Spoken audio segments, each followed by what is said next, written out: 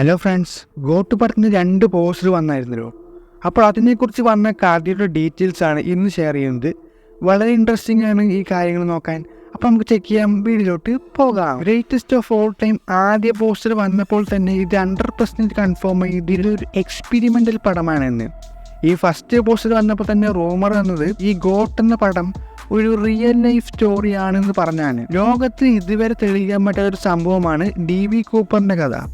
ഇന്നും ഒരു മിസ്റ്ററി ആയിട്ട് തന്നെ കൊണ്ടുപോയിരിക്കുന്ന കഥയാണിത്. DB കൂപ്പറിൻ്റെ കഥ എന്താണെന്ന് വെച്ച് കഴിഞ്ഞാൽ, ഒരു ഫ്ലൈറ്റിൽ കയറി ഫ്ലൈറ്റിൽ ബോംബ് വെച്ചിട്ടുണ്ടെന്ന് പറഞ്ഞ് ഞാൻ പറയുന്ന പോലെ ചെയ്തില്ലെങ്കിൽ പൊട്ടിക്കുമെന്ന് പറഞ്ഞ് ഹൈജാക്ക് നടത്തുകയും ഗവൺമെൻറ്റിനെ മിരട്ടി കോടികൾ വേണമെന്ന് ആവശ്യപ്പെടുകയും അവസാനം ഗവൺമെൻറ് സമ്മതിക്കുകയും ചെയ്യുന്നു.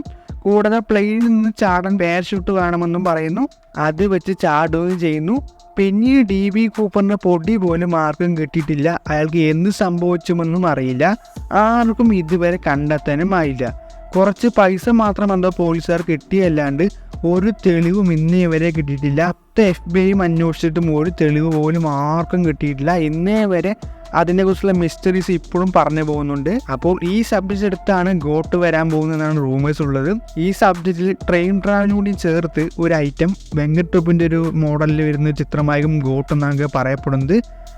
ഫ്ലൈറ്റിൽ നിന്ന് ചാടുമ്പോൾ ടൈം സ്ലിപ്പിംഗ് സംഭവിച്ച് ഫ്യൂച്ചറിൽ പോകുന്ന കഥയാണെന്നൊക്കെയാണ് കുറേ പേരൊക്കെ പറയുന്നത്. കുറേ പേരെ കണ്ടുകൊടുത്തു. അങ്ങനെയൊക്കെയാണ്.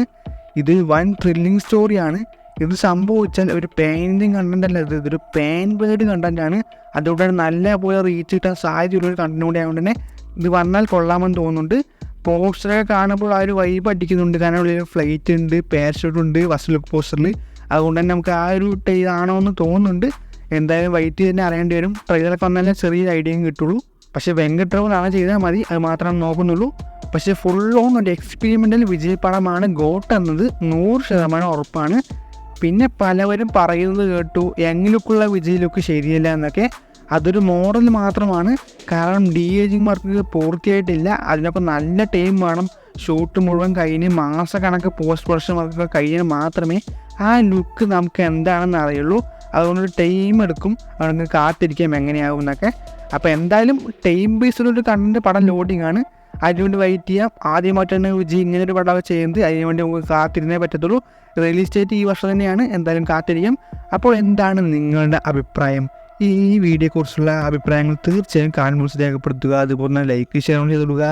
സബ്സ്ക്രൈബ് എന്ന കാര്യവും ബെല്ലൈക്കൺ എന്ന കാര്യവും പരിഗണിക്കുക. അടുത്ത വീഡിയോയിൽ കാണാം.